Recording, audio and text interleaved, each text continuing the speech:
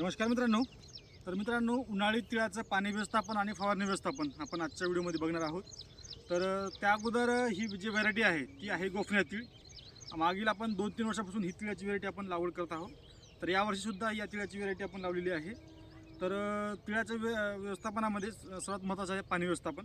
त्याच्यामध्ये सुरुवातीच्या अवस्थेमध्ये साधारण 35 ते 40 दिवसापर्यंत तुम्हाला पाण्याचे व्यवस्थापन जे आहे हे तुम्हाला लवकर करायचं आहे. आणि पिकाच्या झपाट्याने वाढीसाठी तुम्हाला त्या ठिकाणी वरखतासुद्धा वापर करायचा, जसं की 19-19 असू द्या किंवा मग 28-28-00 असू द्या, याचा वापर तुम्हाला करावा लागेल. त्याचबरोबर सुरुवातीच्या अवस्थेमध्ये पांढऱ्या माशीचा अटॅक जास्त राहते, म्हणजे फुलकिडी जे म्हणतो आपण, तुडतुडे, त्याचा अटॅक जास्त राहते. त्याच्यामुळे तुम्हाला इमिडाक्लोरोप्राईड किंवा ॲक्ट्रा किंवा अलिका यासारखे कीटकनाशक त्या ठिकाणी वापरावं लागेल. म्हणजे पिकाला जे किडीपासून संरक्षण म्हणतो आपण त्या ठिकाणी तुमचं होणार आहे. तर या प्लॉटची आज रोजीची स्थिती म्हणजे साधारण हा प्लॉट आहे 40 दिवसाचा. 10 जानेवारीची लागवड आहे आणि आज आहे 21 फेब्रुवारी 2026. तर पिकाची क्वालिटी बघू शकता.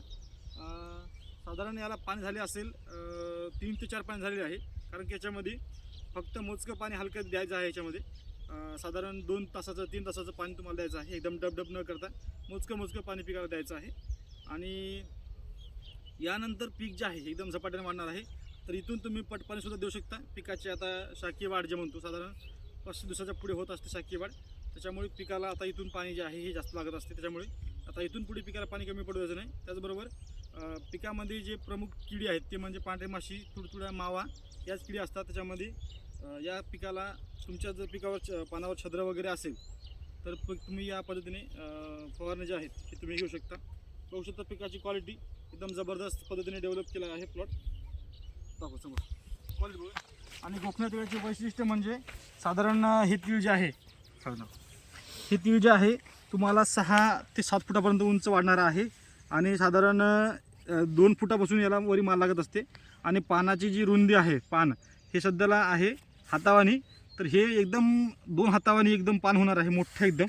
आणि उंची साधारण कमीत कमी जर तुम्ही चांगली काळजी घेतली कमीत कमी 6 फूट होणार आहे. जास्तीत जास्त 7-7.5 फुटापर्यंत याची उंची जाते.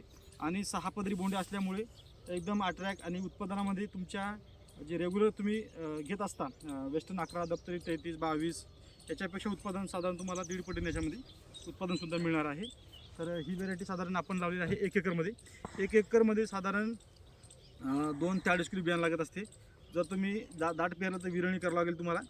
आणि खताच्या व्यवस्थापनामध्ये तुम्हाला या स्टेजला युरिया तुम्हाला एकरी 1 बॅग तुम्हाला द्यावं लागेल, कारण की याच्यामध्ये तिळाला युरियाची गरज असते. त्यामुळे तुम्हाला पाण्याबरोबर तुम्हाला युरिया एकरी 1 बॅग या स्टेजला, जसं की 35 ते 40 दिवसाच्या दरम्यानमध्ये असेल तर तुम्ही युरिया देऊ शकता. किंवा मग 10-26-20 DAP यासारखे तुम्ही खतंसुद्धा तुम्ही देऊ शकता.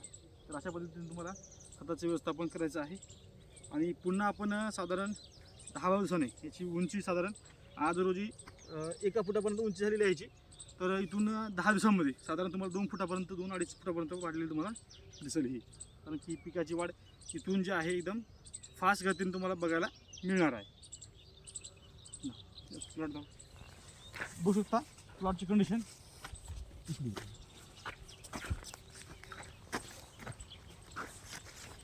जबरदस्त. आणि ही पेरणी बैला सहाय्याने केलेली पेरणी आहे. बैलावर म्हणजे तिकणीनं म्हणतो आपण.